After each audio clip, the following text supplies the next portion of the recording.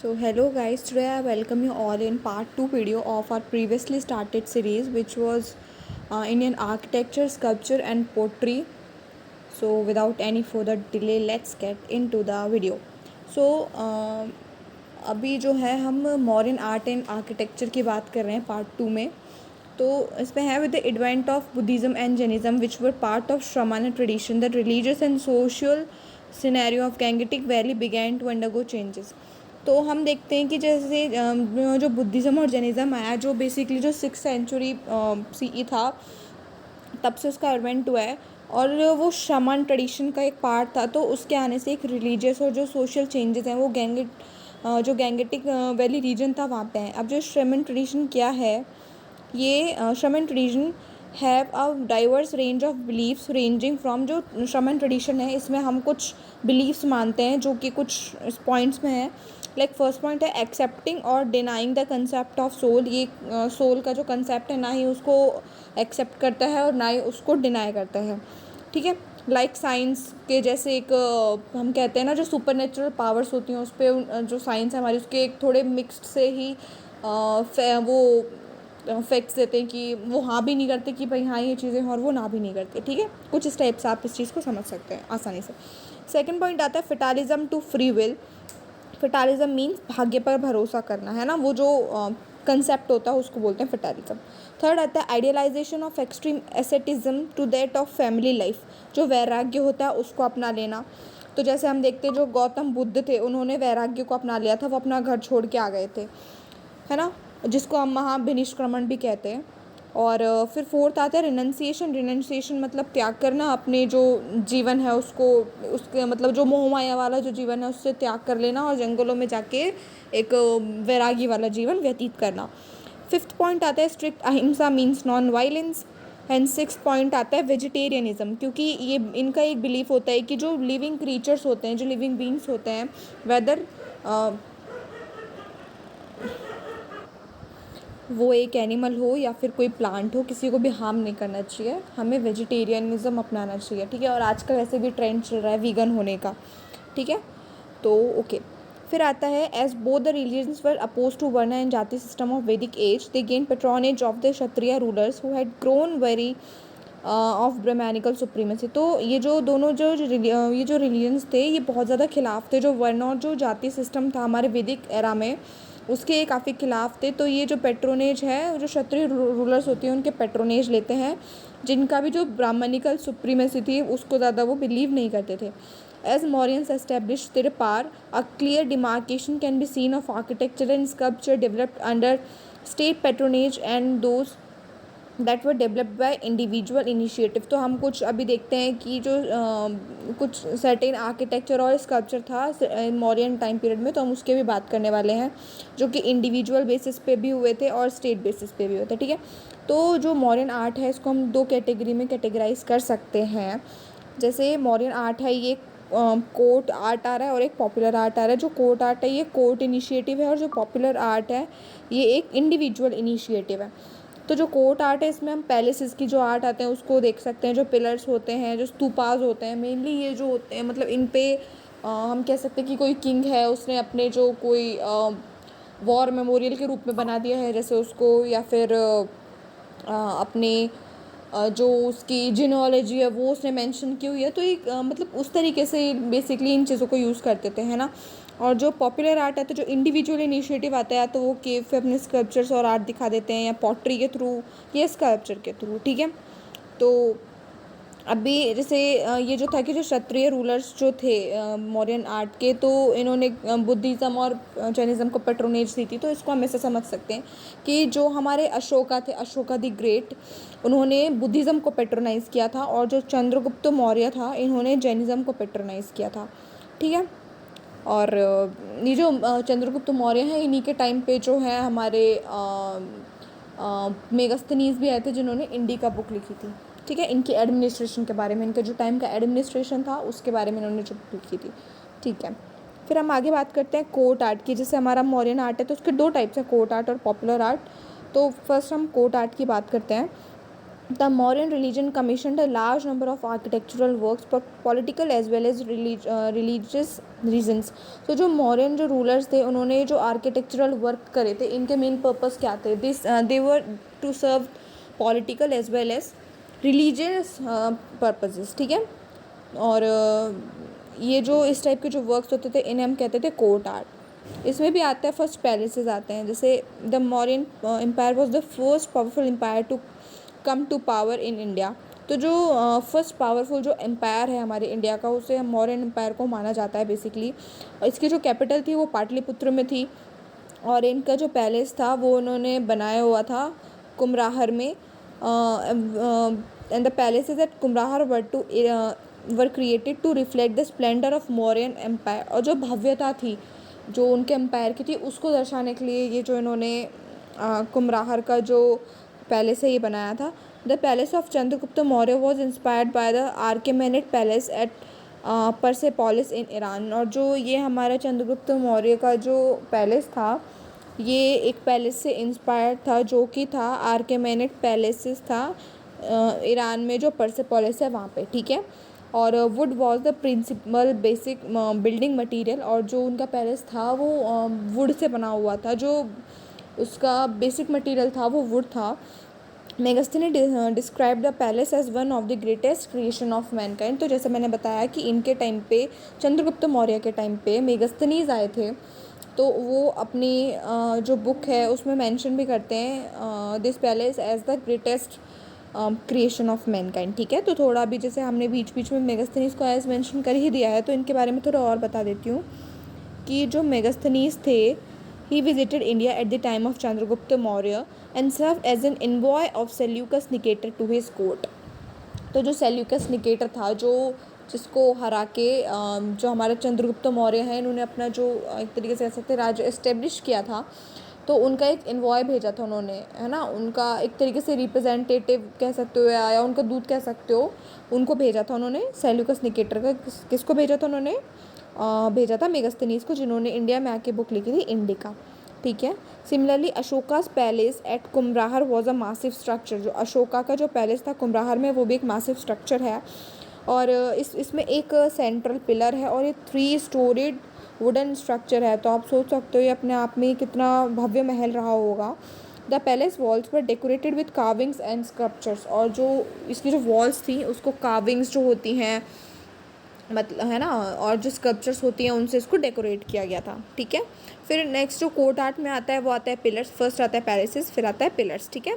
During the reign of Ashoka the inscriptions on pillars as a symbol of state और to commemorate battle victories assumed great significance. जैसे मैंने आपको बताया इनके जो मेन पर्पजेज जो होते थे, जो हमारे कोर्ट आर्ट होते थे, ये जस्ट या तो अपने जो स्टेट है उसको सिंबल बनाने के लिए इनको कमेमोरेट करते थे, सो इनको इरेक्ट करते थे, या फिर जो कोई बैटल विक्ट्रीज़ हैं उनको कमेमोरेट करने के लिए, ठीक है।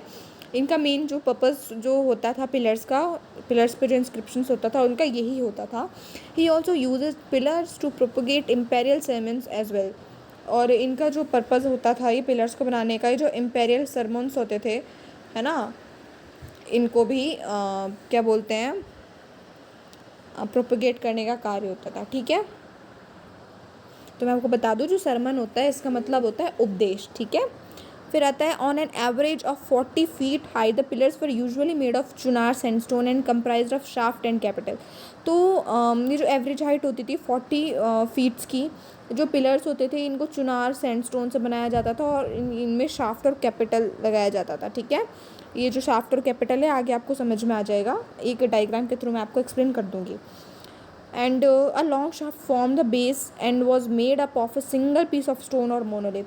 ये जो शाफ्ट होता था ये एक बेस के रूप में काम करता था और ये एक मोनोलिथ होता था। मोनोलिथ मतलब जो एक पत्थर का पार्ट होता है, पूरा एक पार्ट ही होता है, उसको बोला जाता है मोनोलिथ, ठीक है। तो उससे बनाया जाता था इसको, एक सिंगल पीस ऑफ स्टोन होता है उसको बोला जाता है, ठीक है। तो उससे बनाया जाता था, जो बेस होता था, शाफ्ट होता था इसको।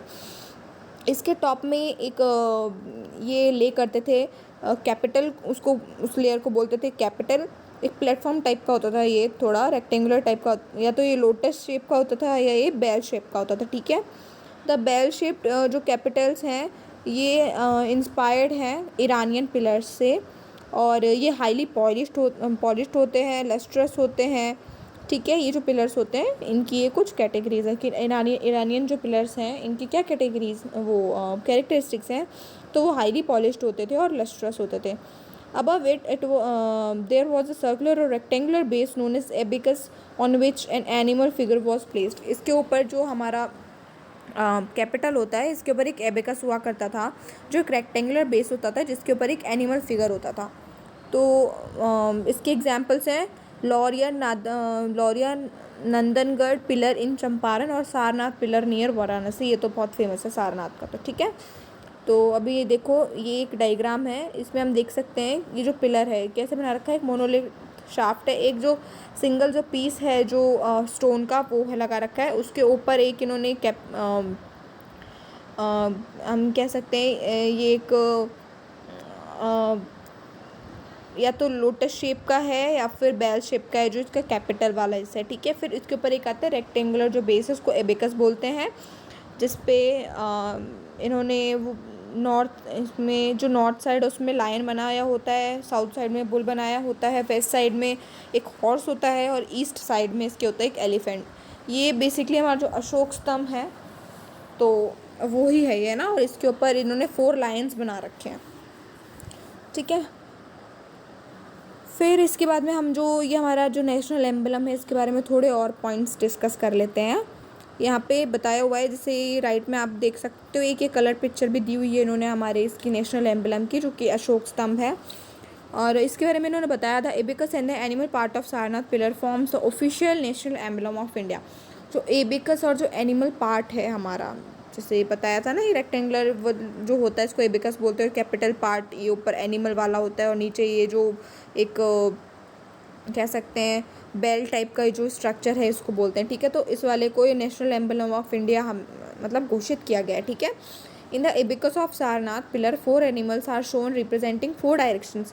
यहाँ पे ये जो हमें चक्र दिख रहा है इसके आसपास हमें 4 अगर हम ढंग से देखेंगे, कभी 3D व्यू देखेंगे तो उसमें हमें नज़र आएगा कि यहाँ पे 4 एनिमल्स होते हैं, चारों डायरेक्शन में 4 एनिमल्स होते हैं। जैसे जो वेस्ट साइड होता है वहाँ पे एक गैलोपिंग हॉर्स दिखता है हमें, जो ईस्ट होती है वहाँ पे हमें एलिफेंट दिखता है, साउथ में एक बुल नज़र आता है और नॉर्थ में एक लायन नज़र आता है। The animal seem to follow each other turning the wheel of existence till eternity. इसमें बताया जाता है कि ये जो चारों एनिमल्स हैं एक तरीके से इसको घुमा रहे हैं इस व्हील को टिल इटर्निटी, है ना, और ये कभी रुकता नहीं है, ये घूम ही रहा होता है हमेशा, ठीक है। और the elephant depicts the dream of queen Maya. ये जो क्वीन माया है थी तो उनको एक ड्रीम आया था कि उनकी जो वुम्ब है जिसको हम गर्भाशय बोलते हैं, तो उसमें एक वाइट जो हाथी है वो प्रवेश कर रहा है, इस टाइप का उन्हें एक ड्रीम आया था। तो उसके रिगार्डिंग है ये, तो उसका एक तरीके से मेमोरियल मान सकते हैं हम कि भाई वो उनका जो ड्रीम था उससे रिलेटेड है ये एलिफेंट, इसलिए इसको बनाया गया है।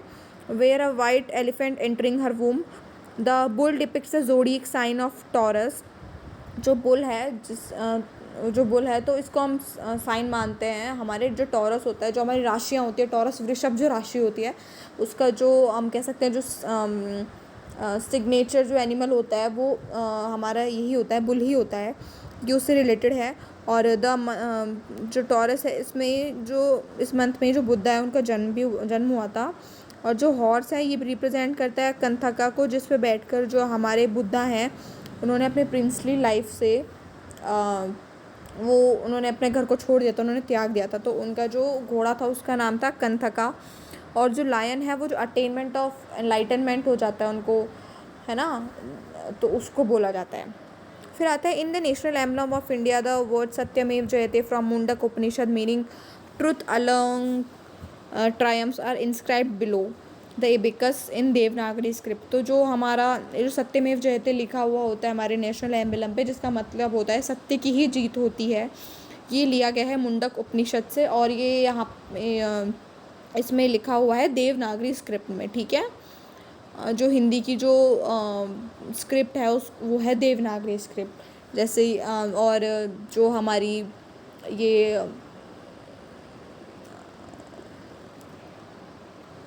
और जो हमारे सिख होते हैं इनकी गुरुमुखी होती है इनकी स्क्रिप्ट का नाम, तो इस टाइप से जो स्क्रिप्ट्स होती हैं वो है ये, ठीक है। तो उस देवनागरी स्क्रिप्ट में लिखा हुआ है ये।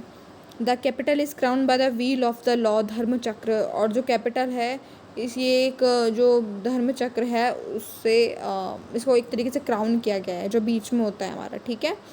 4 lion symbolize Buddha spreading dhamma in all directions. तो हम जानते हैं कि जो बुद्धा है उन्होंने धम्मा को काफ़ी स्प्रेड किया था। तो ये जो लायंस हैं ऊपर, सबसे ऊपर कैपिटल पे हमारी, उसको शो कर रहे हैं कि चारों डायरेक्शन से जो धम्मा है उसको फैलाया था, उसको प्रोपेगेट किया गया था काफ़ी ज़्यादा। It was built in commemoration of first sermon of Buddha known as Dharma Chakra प्रवर्तना। और जो फर्स्ट जो सरमन दिया गया है बुद्धा का, उसको कमेमोरेट करने के लिए इसे बनाया गया है। और उस प्रोसेस को जो उन्होंने फर्स्ट सरमन दिया था सारनाथ में, उसे कहा जाता है धर्म चक्र प्रवर्तना। उन्होंने जो अपने घर को छोड़ा था उस प्रोसेस को बोला जाता है महाभिनिष्क्रमण, ठीक है। तो ये कुछ 1-2 टर्म्स हैं, आपको याद रखनी चाहिए, काफ़ी इजी भी हैं याद रखने में। सो एनी विच वेज आगे बढ़ते हैं हम। फिर आता है स्तूपा कोट आर्ट में। फिर आता है stupas were burial mounds prevalent in India from the Vedic period. जो स्तूपाज हैं एक तरीके से जो बिरियल माउंट्स हैं वैदिक पीरियड में काफ़ी प्रिवेंट थे, उनको कहा जाता है it is a conventional representation of a funeral cumulus in which relics and Ashes of the dead were kept. तो एक तरीके से जैसे हम देखते हैं कि हम मुस्लिम्स में देखते हैं कि वो बॉडी को जलाते नहीं हैं, उसको एक मकबरा टाइप का बना देते हैं ना, उसको बॉडी को गाड़ देते हैं। तो उस टाइप का कंसेप्ट हम थोड़ा यहाँ पे समझ सकते हैं कि जो बर्न्स, जो एशेज और जो रिमेन्स होते हैं बॉडी के, उनको एक तरीके से लाइक गाड़ देते हैं, उसके ऊपर एक स्तूपा खड़ा कर देते हैं। वहाँ पे एक प्रेयर हॉल होता है और जो मॉन्क्स वगैरह होते हैं वो वहाँ पे अपनी प्रेयर है उसको करते हैं। तो उस टाइप की जगह होती है, उसको बोला जाता है स्तूपा, ठीक है। During the period of Ashoka the art of stupa reach its climax. जो अशोका था इसके टाइम में कहा जाता है कि 84,000 इन्होंने जो है स्तूपास बनवाए थे अपने टाइम पे। तो आप देख सकते हैं काफ़ी बड़ा नंबर है अपने आप में ही। ऑल्दो अ वैदिक ट्रेडिशन स्तूपास वर पॉपुलराइज्ड बाय बुद्धिस्ट, और जो बुद्धिस्ट है मेनली इन्हीं के द्वारा ये पॉपुलराइज हुआ है स्तूपास का concept. After the death of Buddha 9 stupas were erected. और जो बुद्धा की जब डेथ हुई थी उसके बाद कहा जाता है कि 9 स्तूपास बनाए गए थे, और जिनमें से जो 8 हैं had the relics of Buddha eight there Medhi, while the 9th had the pot in which the relics were originally kept, ठीक है। तो इसमें बता रहे हैं कि जो 8 हैं इसमें तो जो रिलिक्स हैं बुद्धा के वो मेधी में है, और जो 9th है जो 9th है वहाँ पे एक पॉट के अंदर उसकी जो ओरिजिनल रिलिक्स हैं उसको एक जगह रखा गया है। तो ये जो मेधी है ये एक तरीके से pedestrian path for devotees to wave in homage to stupa. मेदकी was approached by double staircases, ठीक है। तोरन्स जो होते हैं they were ceremonial gateways placed at cardinal points. से तोरन्स तो हम देखते हैं हिंदूज़ में, जब हम देखते हैं किसी की शादी होती है तो वो एक सेरेमनी होती है वो तोरन छूने वाली। तो वो जो एक जो थोड़ा डिज़ाइन वाली वो जो चीज़ होती है उसको तोरन कहा जाता है। मुझे ज़्यादा इसके बारे में पता नहीं है, तो जितना मुझे पता है मैंने उतना बताने की आपको अच्छे से कोशिश की है इसमें, ठीक है। अब basic diagram representing the various parts of stupas is given below. ये आपको अगर और इसके बारे में जानना है कि भाई स्तूपा का कैसे स्ट्रक्चर होता है तो यहाँ पे इन्होंने काफ़ी अच्छे से डिस्क्राइब किया हुआ है, ठीक है। The core of stupa was made of unburn brick. जो कोर होता है, जो हमारा स्तूपा का जो कोर है, जो बेसिक जो स्ट्रक्चर है वो बनाया जाता है अनबर्नड ब्रिक्स से, ठीक है, बिना भट्टी में जलाई हुई ब्रिक्स को, ठीक है। While outer surface were made using burnt bricks. और जो बाहर की जो सरफेस होती है स्तूपा की उसको पक्की ईंटों से बनाया जाता है, ठीक है। Which were then covered with a layer of plaster, और जिसको बाद में एक प्लास्टर की लेयर से कवर कर दिया जाता है। द मेदी एंड द तोरण वर डेकोरेटेड बाय वुडन स्क्रप्चर्स। ये जो मेदी और तोरण है इनको वुडन स्क्रप्चर्स से सजा देते हैं। Devotees walked around the pradakshina path और open ambulatory passage way as a token of worship. और जो डिवोटीज़ हैं ये एक तरीके से अपनी जो वर्शिप अपने भगवान को शो करते हैं उसके लिए प्रदक्षिणा पथ के चक्कर लगाते हैं, उसको बोल सकते हैं हम पैसेज वे, ठीक है, अपनी वर्शिप को शो करने के लिए। तो जो सबसे जो फेमस है वो सांची का स्तूप है मध्य प्रदेश में, और ये one of the most famous Ashokan stupa है। और जो पीपरवाह स्तूप है उत्तर प्रदेश में वो सबसे ज़्यादा ओल्डेस्ट वन है, ठीक है। द लोकेशन ऑफ 9 स्तूपास यहाँ पे हमको बताई गई है कि जो 9 जगह स्तूपास बनाए गए थे after the death of Buddha, तो वो बनाए राजगृह में, वैशाली में, कपिल वस्तु में, अल्लकप्पा में, रामगृह में, वेतापिडा में, पावा, कुशीगढ़ और पे पल्लेवना में, ठीक है। तो इन 9 जगहों पे हमारे जो बुद्धा हैं इनके स्तूपास बनाए गए थे। अभी हम यहाँ पे एक डिफ्रेंशिएशन देख लेते हैं बिटवीन अशोकन पिलर एंड आर्किमेनियन पिलर्स। तो पहला तो हम इसमें देख लेते हैं जो बेसिस है इनका डिफ्रेंशिएशन, वो इनका composition. The shaft of Ashokan pillars were monolithic, that is they were inscribed from a single piece of stone. जिसमें मैंने आपको बताया एक सिंगल जो पीस ऑफ स्टोन होता है इसको मोनोलिथ बोलते हैं, उससे बने हुए होते हैं। इनका जो बेस होता है, जो शाफ्ट वाला पोर्शन होता है अशोकन पिलर्स का। और जो आर्किमेनियन पिलर्स होते हैं ये they were made up of various pieces of sandstone cemented together. जो सैंडस्टोन होती है उसके वेरियस पीसेज होते हैं, उनको जिस उनके बीच में सीमेंट डालकर उस टाइप से उसको बनाया जाता है, ठीक है। तो ये मोनोलिथ नहीं होता, वो मोनोलिथ होते हैं। बहुत ईजिली, बहुत क्लियरली आपको बता दिया, ठीक है। सेकंड आता है लोकेशन। जो अशोकन पिलर्स होते हैं ये इंडिपेंडेंटली इरेक्टेड थे, ये एक जगह नहीं थे कि भाई एक जगह पे काफ़ी सारे पिलर्स खड़े कर दिए, नहीं। वाइल जो आर्किमेनियन पिलर्स होते थे ये जनरली जो स्टेट बिल्डिंग्स होती थी उनसे अटैच होते थे, जैसे जो पैलेसेस हो गए उनके, है ना, तो उनसे अटैच्ड हो गए। नहीं, ऐसा नहीं है कि भाई उस एरिया के अंदर ही इनको बनाया जाएगा। तो इनको तो आर्किमेनियन पिलर्स तो ऐसे ही होते थे, स्टेट बिल्डिंग्स के साथ ही बने हुए होते थे। लेकिन हमारे जो अशोकन पिलर्स होते थे ये इंडिपेंडेंट एग्जिस्ट करते थे, ठीक है। फिर आता है popular art. Apart from royal patronage, cave architecture, sculpture and portrait took the expression of art by individual effort. तो जो रॉयल पैट्रोनेज थी इसके अलावा जो केव आर्किटेक्चर हुआ है हमारा, स्कल्पचर है, जो पॉटरी है, ये तो ये जो इंडिविजुअल एफर्ट है उसके अंडर आया था। हमने 2 कैटेगरीज पढ़ी थी, ठीक है। These are group together as popular forms of art and architecture, okay. फिर आता है cave architecture. This period saw the emergence of rock cut cave architectures. इसमें जो रॉक से हम रॉक को काट के जो केव बनाते थे उस टाइप का जो आर्किटेक्चर है वो वाला टाइम पीरियड है ये। During modern period these caves were generally used as viharas. तो जो मॉडर्न पीरियड था उस टाइम पे जनरली जो केव्स होती थी इनको एक विहार की तरह यूज़ किया जाता था। अब विहार क्या होता है, they are like living quarters used by Jain and Buddhist monk. जो ये रहने के लिए इनको as a living quarter use किया जाता था बुद्धिस्ट और जैन मॉन्क्स के द्वारा, ठीक है। While early caves were used by Ajivika sect, later they become popular as Buddhist monasteries. जो अर्ली केव्स थी उनको आजीविका सेक्ट के द्वारा यूज़ किया जाता था, लेकिन बाद में उनको बुद्धिस्ट मोनेस्ट्रीज के रूप में पॉपुलरली यूज़ किया जाने लगा। Caves during modern period were marked by a highly polished finish of interior walls and decorative gateways। तो जो caves होती थी मॉडर्न पीरियड की ये हाईली पॉलिश्ड फिनिश होती थी इनकी इंटीरियर वॉल्स की, और इनके जो गेट्स होते थे, गेटवेज होते थे, बहुत ज़्यादा डेकोरेटिव होते थे। इसके एग्जाम्पल है Barabar and Nagarjuni caves in Bihar were form during time of Ashoka and his grandson Dasharatha and dates back to 3rd year BC, ठीक है। तो जो बाराबार और नागार्जुनी जो केव्स हैं बिहार में वो इसके काफ़ी अच्छा एग्जाम्पल हैं रॉक कट एग्जाम्पल का, ठीक है। यहाँ पे फिर हमें नासिक केव्स के बारे में कुछ बताया हुआ है कि एक जो ग्रुप ऑफ 24 बुद्धिस्ट केव है उनको हम कहते हैं नासिक केव, जिसको पांडव लेनी भी कहा जाता है। और इनको 1st सेंचुरी BC से 3rd सेंचुरी AD तक बनाए गए, लगभग 400 साल के पीछे बनाए गए हैं। और ये बेसिकली जो हीनयान पीरियड था हमारा जो बुद्धि ये है, तो इसको बेसिकली 2 पीरियड्स में डिवाइड किया गया है, हीनयान और महायान। तो ये जो बुद्धिज़्म है इसको 2 इनमें डिवाइड किया गया है, ठीक है। तो जो बाद वाला है इसमें महायान का जो सेक्ट है, जो महायान जो पंथ है उसके हमें थोड़े एसेंस देखने को मिल जाता है। तो जो हीनयान सेक्ट है उसमें जो बुद्धा है उसको कुछ मोटिव्स और सिंबल्स हैं, जैसे जो थ्रोन हो गया और फुटप्रिंट्स हैं उससे इंडिकेट किया गया है। लेकिन जो हमारा महायान है इसमें आइडल्स बनाए गए हैं बुद्धा की, है ना, और उनको रिप्रेजेंट किया है इन केव्स में, ठीक है।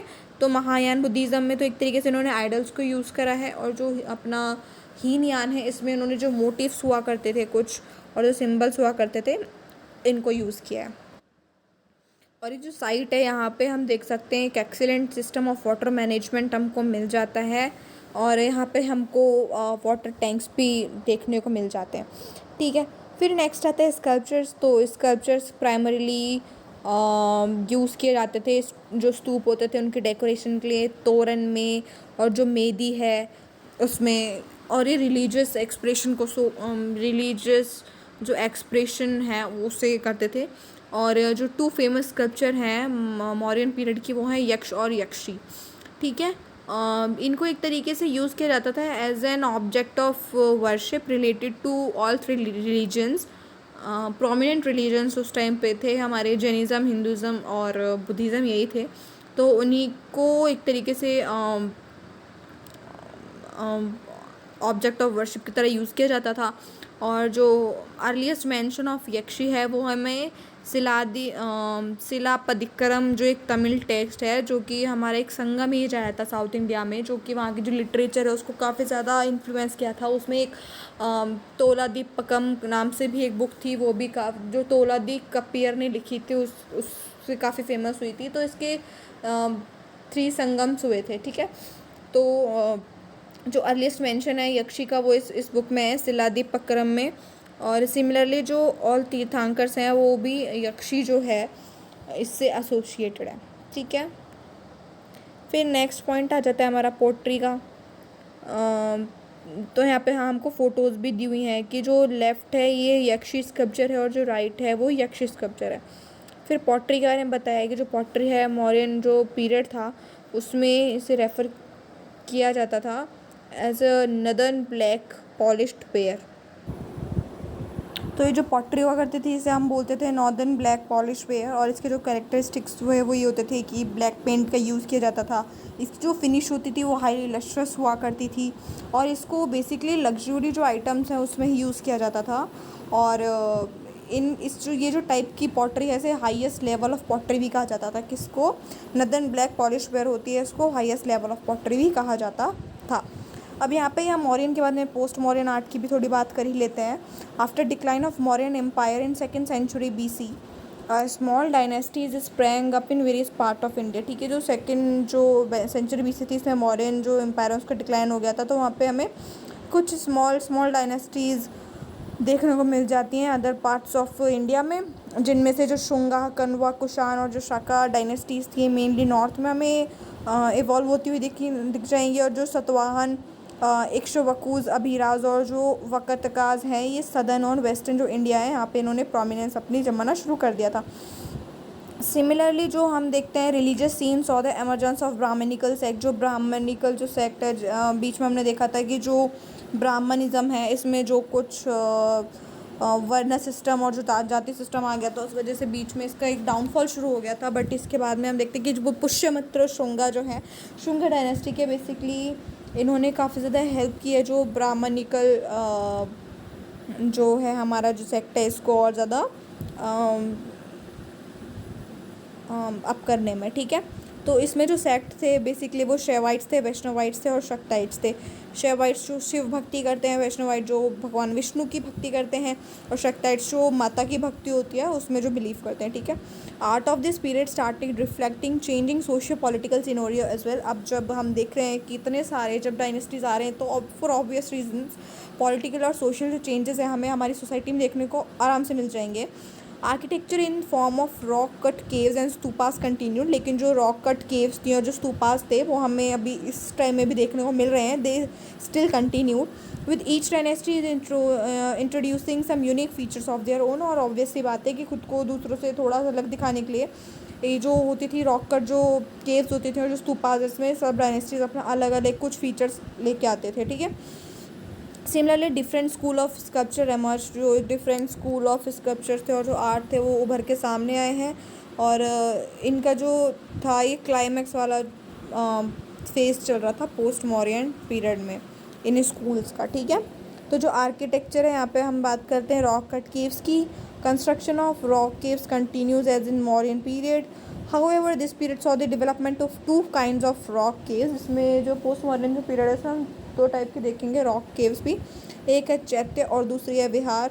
और जो विहार थे वो एक रेजिडेंशियल हॉल्स थे बुद्धिस्ट और जैनिस मॉन्क के लिए, और ये डेवलप हुए थे during the time of Mauryan empire. और जो चैत्य हॉल्स थे ये भी उस टाइम ही बनाए, मतलब कह सकते प्रोमिनेंस में आए थे। ये बेसिकली क्वाड्रेंगुलर चैम्बर्स होते थे with flat roofs and used as prayer halls, ठीक है। तो ये जो हमारे चैत्यास हैं ये प्रेयर हॉल्स की तरह यूज़ होते थे, और जो विहार से ये as a residential halls use किए जाते थे। These caves had open courtyard and stone screen walls to shield from rain.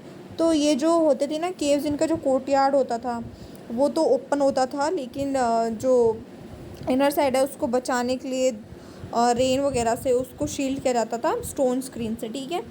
They were also decorated with human and animal figures. और ये अब जो डेकोरेशन के लिए जो ह्यूमन और जो एनिमल फिगर्स होते थे उनको यूज़ किया जाता था। इसके एग्जांपल्स हैं रॉकेट केव्स के, कारले चैत्य हॉल हो गया, अजंता केव्स हो गई। हम ये तो बहुत फेमस है अजंता और एलोरा की जो केव्स हैं। अजंता है, इसमें टोटल 29 केव्स है, जिसमें से आउट ऑफ 29 25 तो विहार से और 4 चैत्याज हैं, ठीक है। और इसमें हम उदयगिरी एंड खंडागिरी केव्स देख लेते हैं जो उड़ीसा में है। They were made under Kalinga king Kharavela. जो खारवेला था, कलिंग का जो राजा था उसके टाइम में बनाए गए थे, 1st और 2nd सेंचुरी BC में, और बनाए गए थे नियर मॉडर्न डे भुवनेश्वर, ठीक है। भुवनेश्वर उड़ीसा की कैपिटल है, भुवनेश्वरम। फिर आता है the cave complex has both artificial and natural caves. जो केव कॉम्प्लेक्स था इसमें आर्टिफिशियल और जो नेचुरल केव्स दोनों टाइप की थी।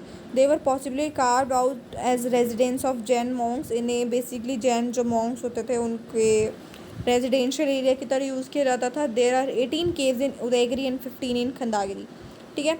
Udayagiri caves are famous for Hathi Gumpha inscription which is carved out in Brahmi script. Udayagiri जो केव्स हैं ये फेमस है हाथी गुम्पा इंस्क्रिप्शन के, और ये इंस्क्रिप्शन ब्राह्मी स्क्रिप्ट में लिखी गई है। Inscription starts out with Jain Namokar mantra and highlights various military campaigns undertaken by the king Kharavela, ठीक है। तो बेसिकली इंस्क्रिप्शन होते हैं, मैंने बताया आपको, जैसे कि अपनी कोई विक्ट्री हो गई उसको ही जताने के लिए मोस्टली काम लेते हैं, जीनियोलॉजी बताने में ले लेंगे, ठीक है। और जो कुछ हिस्टोरिक मोमेंट्स हुए होंगे इनके टाइम पे उसको बताने के लिए ये काम में लेते थे। उनका मेन पर्पस सर वो यही कर रहे होते थे। और जो रानी गुम्पा केव है उदयगिरी में, ये डबल स्टोरीड केव है और इसमें बहुत ब्यूटीफुल स्कल्पचर्स हैं, ठीक है। ये इंपॉर्टेंट पार्ट है इसका। फिर आता है स्तूपास।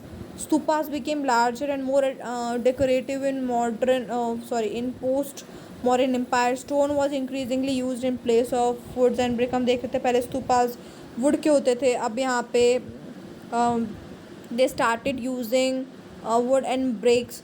और जो शुंग डायनेस्टी होती थी, इन्होंने जो तोरण का जो था ना एक कल्चर, ये लेके आए थे। Basically it was introduced by Shunga dynasty and the toranas were intricately carved with figures and patterns and were evidence of Hellenistic influence. Hellenistic influence मतलब बाहरी इन्फ्लुएंस इसमें हमको देखने में नज़र आता है। जो तोरन्स हैं इसमें जो कुछ फिगर्स और पैटर्न्स कार्व किए जाते थे, ठीक है। फिर आता है इसके एग्जाम्पल्स देख लेते हैं। बरहुत स्तूपा है, मध्य प्रदेश में है ये। और तोरण है जो सांची स्तूप पे है, वो कहाँ पे है, मध्य प्रदेश में, ठीक है। फिर स्कल्पचर की बात करते कि जो स्कल्पचर है उसमें देखें तो हम बेसिकली 3 जो हमारे हैं प्रोमिनेंट स्कूल ऑफ स्कल्पचर है वो यहाँ पे सेंटर्ड हुए हैं, जिसमें गंधार स्कूल है, मथुरा स्कूल है और अमरावती स्कूल है, ठीक है। तो जो गंधार स्कूल ऑफ आर्ट है ये बेसिकली जो वेस्टर्न फ्रंटियर्स थे, जो पंजाब के जो वेस्टर्न फ्रंटियर थे, जो मॉडर्न डे हम कह सकते हैं पेशावर और अफगानिस्तान वाला रीजन है, वहाँ पे फ्लरिश किया था। Greek invaders bought with them tradition of Greek and Roman sculpture. जो ग्रीक इन्वेडर्स काफ़ी ज़्यादा इन्वेजन हुए हैं वेस्टर्न पार्ट जो है वहाँ पे, तो उनके ऑब्वियसली वो एक अपना कल्चर भी जो कल्चर है उसके कुछ एसेंस छोड़ के जाएंगे, तो कुछ ट्रेडिशन वहाँ पे इसका भी देखने को मिलता है ग्रीक और रोमन स्कल्पचर्स में, ठीक है। Which influence local tradition of region. Obvious सी बात है कि वो अगर वहाँ पे रहे हैं तो वो जो लोकल जो ट्रेडिशन है और जो कल्चर है उसको थोड़ा उन्होंने इफेक्ट तो किया ही होगा। Gandhari school also came to be known as Greco Indian school of art, ठीक है, क्योंकि यहाँ पे हमें ग्रीक और इंडियन दोनों टाइप के जो है हमें ट्रेडिशन के सेंस मिल रहे हैं इसकी आर्ट में, तो इसे कहते हैं Greco Indian school of art. Gandhara school जो है ये 2 स्टेजेस में फ्लरिश करी थी। एक 250 BC से 500 जो टोटल है वो 50 BC से 500 AD के बीच में, ठीक है। तो जो पहला जो है स्कूल उसमें यूज़ किया गया था ब्लूइश ग्रे सैंडस्टोन, और जो लेटर स्कूल था उसमें मड और जो स्टूको होते थे इनको यूज़ किया जाता था स्कल्पचर्स बनाने के लिए। और जो बुद्धा की और जो बोधिसत्वा की जो इमेजेस होती थी कि बेसिकली बेस्ड होती थी Greco Roman Pantheon and resembled that of Apollo. फिर आता है हमारा Mathura school. Mathura school is flourished on banks of river Yamuna. जो यमुना रिवर के आसपास वाला रीजन था, वहाँ पे जो मथुरा स्कूल ऑफ स्कल्पचर है ये 1st to 3rd सेंचुरी में फ्लरिश किया था। और ये जो था sculpture of Mathura school over influenced by stories and images of all three religions. और जो इसके स्कल्पचर्स हुए थे मथुरा स्कूल के, ये जो इन्फ्लुएंस होते थे स्टोरीज और जो इमेजेस होती थी 3 रिलीजन्स की, जो कि थे बुद्धिज़्म, हिंदुइज़्म और जैनिज़्म, उससे होती थी। और जो इमेजेस थी they were modelled on the earlier yaksha images found during Mauryan period. ठीक है, तो जो इमेजेस होती थी they were model on earlier yaksha images. ठीक है, जो Mathura school showed a striking use of symbolism in the images. इसमें हम देखते हैं जो मथुरा स्कूल है इसमें सिम्बॉलिज्म हमें देखने को मिलता है। Hindu god were represented using ayudhas. For example Shiva is shown through linga and mukha lingas. Similarly, halo around the head of Buddha is larger than in Gandhara school and decorated with geometrical pattern। यहाँ पे हम देखते हैं कि जो शिव जी हैं उसको बेसिकली हम एक लिंग से सिम्बलाइज करते हैं। और जो पर्टिकुलर जो स्कूल है इसमें जो देखते हैं भगवान बुद्ध के पीछे एक हमें चक्र टाइप दिखाई देता है, ज्ञान का चक्र। तो ये कंपैरेटिवली इस वाले आर्ट ऑफ स्कूल में बड़ा बनाया जाता है, गंधार स्कूल ऑफ आर्ट में जो बनाया जाता है उसके कंपैरिजन में। ठीक है, Buddha is shown to be surrounded by 2 bodhisattvas, Padmapani holding a lotus and Vajrapani holding a thunderbolt. ठीक है, तो जो बुद्धा है ये शो किए गए हैं 2 बोधिसत्वा से। एक पद्मपानी है जिसमें उन्होंने एक लोटस को पकड़ा हुआ है and Vajrapani holding a Thunderbolt. फिर आता है 3rd हमारा अमरावती स्कूल। ये जो सदर्न पार्ट ऑफ इंडिया है वहाँ पे फ्लरिश किया था near the banks of Krishna river and under the patronage of Satavahan rulers. While other 2 schools focused on single images, Amravati school put emphasis on use of dynamic images और narrative images। जो हमारे गंधारा और Mathura school जो थे इनका जो focus होता था सिंगल इमेजेस पे, जबकि अमरावती स्कूल है इसका जो एम्फोसिस हुआ करता था डायनेमिक इमेजेस और जो नैरेटिव आर्ट है उसके यूज़ में। Sculpture of this school made excessive use of Tribhanga posture. जो त्रिभंगा पोस्चर है उसको सबसे ज़्यादा यूज़ किया गया है इस टाइप ऑफ स्कल्पचर में, that is body with 3 bends. ठीक है, त्रिभंगा पोस्चर मतलब क्या होता है, बॉडी विथ 3 बेंड्स। अब हम देख लेते हैं कुछ point of differences between all the 3 school of art. तो जो फर्स्ट बेसिस है वो है एक्सटर्नल इन्फ्लुएंस। जो गंधारा है इसमें हम हैवी इन्फ्लुएंस देख सकते हैं, जो ग्रीक इन्फ्लुएंस हमें देखने को मिल जाता है, जबकि मथुरा और अमरावती हैं वो इंडिजीनस हैं, इनमें कोई एक्सटर्नल हमें इन्फ्लुएंस देखने को नहीं मिलता है। इंग्रेडिएंट्स की बात करें तो जो गंधार स्कूल में इसमें हमने देखा था कि ब्लूइश ग्रे सैंडस्टोन को यूज़ करते हैं और बाद में मड और स्टुको को यूज़ करते हैं, क्योंकि ये दो स्टेज में फ्लरिश हुआ था जिसमें मैंने आपको बताया था 50 से 500 में हुआ था। ठीक है, और जो मथुरा है इसमें हम रेड सैंडस्टोन को देख लेते हैं और जो अमरावती है इसमें वाइट सैंडस्टोन को देख लेते हैं स्कल्पचर बनाने के लिए। फिर आता है रिलीजियस इन्फ्लुएंस क्या रहा है, तो हमारा जो गंधार है इसमें बेसिकली बुद्धिस्ट इमेजिनरी है, जो वो इन्फ्लुएंस है ग्रीको रोमन पैंथियन से। और जो हमारा मथुरा वाला जो है स्कूल इसमें तीनों जो रिलीजन्स थे उस टाइम के, बुद्धिज़्म, जैनिज़्म और हिंदुइज़्म, उसका इन्फ्लुएंस है। और अमरावती में भी सेम बुद्धिस्ट इन्फ्लुएंस हमें ज़्यादा देखने को मिल जाता है। फिर बात आती है पैट्रोनेज की, तो जो हमारा गंधारा स्कूल है तो इसको पैट्रोनाइज़ किया है कुषाण रूलर्स ने। हमारे जो मथुरा स्कूल है इसको भी इन्होंने ही पैट्रोनाइज़ किया है कुषाण रूलर्स ने। और जो हमारा अमरावती स्कूल है इसको सातवाहन रूलर्स ने पैट्रोनाइज़ किया है। फिर एरिया ऑफ डेवलपमेंट की बात कर लें तो गंधार वाला बेसिकली हमारा जो वेस्टर्न फ्रंटियर है, जो मॉडर्न टाइम में कंधार और अफ़गानिस्तान वाला जो रीजन है वहाँ पे फ्लरिश हुआ था। और हमारा ये जो मथुरा वाला है ये जो यमुना रिवर के आसपास वाला जो रीजन था, सौंख हो गया और कंकालित्रिया हो गया, सॉरी अगर थोड़ा मिसप्रोनाउंस हो रहा है तो। और ये जो कंकालितिला है ये फेमस जैन स्क्रिप्चर भी है। ठीक है, फिर जो अमरावती वाला है ये बेसिकली गंगा गोदावरी जो लोअर वैली वाला जो रीजन था वहाँ पे फ्लरिश ज़्यादा किया था बेसिकली अमरावती और जो नागार्जुन कोंडा वाला रीजन है वहाँ पे। फिर आते हैं फीचर्स ऑफ बुद्ध स्कल्पचर देख लेते हैं। तो जो गंधार वाला था उसमें उन्हें एज ए स्पिरिचुअल स्टेट में शो किया गया है, जिसमें उनके बाल दिखाए गए हैं, बेबी बाल दिखाए गए हैं, और उसमें कुछ उन्होंने ऑर्नामेंट्स पहने हुए हैं, कम ऑर्नामेंट्स पहने हुए हैं। एक योगी वाले पोस्चर में वो बैठे हुए, उनकी आधी आइज़ खुली हुई है, वो मेडिटेशन कर रहे हैं, और जो उनके पीछे वो जो ज्ञान का चक्र होता है वो दिखाई दे जाता है। ठीक है, इसमें यहाँ पे देख सकते हैं हम कि उनके बाल दिखाए गए हैं, पीछे उनका एक चक्र दिखाया गया है, फ्यू ऑर्नामेंटेशन, इनका आधी आँख खुली हुई है, मतलब मेडिटेशन कर रहे हैं। ठीक है, फिर आते हैं हम मथुरा स्कूल में। तो इसमें देखते हैं कि जो डिलाइटेड मूड में है हमारे बुद्धा हैं उनको शो किया गया है। इसमें बेसिकली जो मस्कुलैरिटी है बॉडी की उसको दिखाया गया है, स्माइलिंग फेस है, और जिनका फेस है वो सॉरी जिनका जो हेड है इसमें वो शेवन है, और बुद्धा पद्मासन में बैठे हुए हैं, जिसमें डिफरेंट मुद्राज हैं, और डिफरेंट जो फेस की जो ग्रेस है वो हमें नज़र आती है। और सिमिलर जो प्रो टर्बुलेंस है, मतलब जो पीछे हमें जो चक्र दिखाई देता है ज्ञान चक्र, वो हमें यहाँ पे भी दिखाई देता है। ठीक है, फिर हमारा अमरावती वाला जो है इसमें since sculptures are generally part of a narrative art, इसमें बेसिकली ये नरेटिव आर्ट है, ये कोई सिंगल आइडल वाला नहीं चल रहा है इसमें कंसेप्ट, एक नरेटिव आर्ट है। तो इसमें लेस एम्फेसिस दी गई है इंडिविजुअल फीचर ऑफ बुद्धा में। ठीक है, इंडिविजुअली किसी फीचर पे इतना ध्यान नहीं गया है क्योंकि एक नरेटिव आर्ट है। ठीक है, sculpture generally depict life stories of Buddhas and Jatakas tales. ठीक है, तो जो स्कल्पचर है ये बेसिकली डिपिक्ट करते हैं जो स्टोरी ऑफ बुद्धा है, और जो जटाका टेल्स जो प्रीवियस जो जन्म था बुद्धा का ह्यूमन फॉर्म में और एनिमल फॉर्म में, उसकी जो स्टोरीज होते हैं उन्हें जटाका टेल्स कहा जाता है। ठीक है, इसका भी मैं आपको दिखा देती हूँ पिक्टोरियल जो यहाँ पे इन्होंने दिया हुआ है। फिर आता है Greek art and Roman art. Greek and Roman style have some difference but Gandhara whole integrates both of them. जो ग्रीक और जो रोमन स्टाइल है इसमें कुछ डिफरेंस है, लेकिन जो गंधारा है एक तरीके से हमें फ्यूजन नज़र आ सकता है ग्रीक और रोमन स्टाइल का, दोनों का।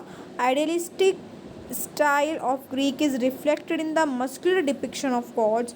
जो आइडियलिस्टिक जो स्टाइल होता है ग्रीक का वो बेसिकली होता है जो मस्कुलर डिपिक्शन होता है गॉड का, वो दिखाया जाता है, मैन की स्ट्रेंथ और ब्यूटी दिखाई जाती है। और जो बहुत सारे जो ग्रीक माइथोलॉजिकल फिगर्स हैं they were from Greek pantheon have been sculpted using marble, और मार्बल की यूज से इनको बनाया गया है। On the other hand, Romans used art for ornamentation and decoration and is realistic in nature. तो जो हमारा हमने देखा ग्रीक वाला ये आइडियलिस्टिक नेचर है, लेकिन यहाँ पे हम रोमन वाले में देख रहे हैं तो ये रियलिस्टिक नेचर है। इसमें ऑर्नामेंटेशन दिखाया गया है, डेकोरेशन दिखाया गया है जो बुद्धा है उनकी स्कल्पचर पे, जो कि ग्रीक में जो आइडियलिज्म वाला जो इनका था उसको ये एक तरीके से अपोज कर रहा है। रोमन आर्ट प्रोजेक्ट में हमें रियलिज्म दिखता है and it depicts real people and major historical events. Romans use concrete in their sculpture, they doesn't use marble, they use concrete, and they were also famous for their mural painting. Mural is any piece of graphic artwork that is painted or applied directly on a wall, ceiling or other prominent substrate. तो यहाँ पे देख सकते हैं हमें ये जो Greek style के जो बुद्धा है वो है, और यहाँ पे हैं जो रोमन स्टाइल में जो पोर्ट्रे किया गया है वो है। ठीक है, so that's all for the part 2 of our previously started series. तो आई होप कि आपको अच्छे से समझ आ गया होगा, and if you have any query then don't forget to drop it in comment section. So okay, bye bye, stay safe, healthy.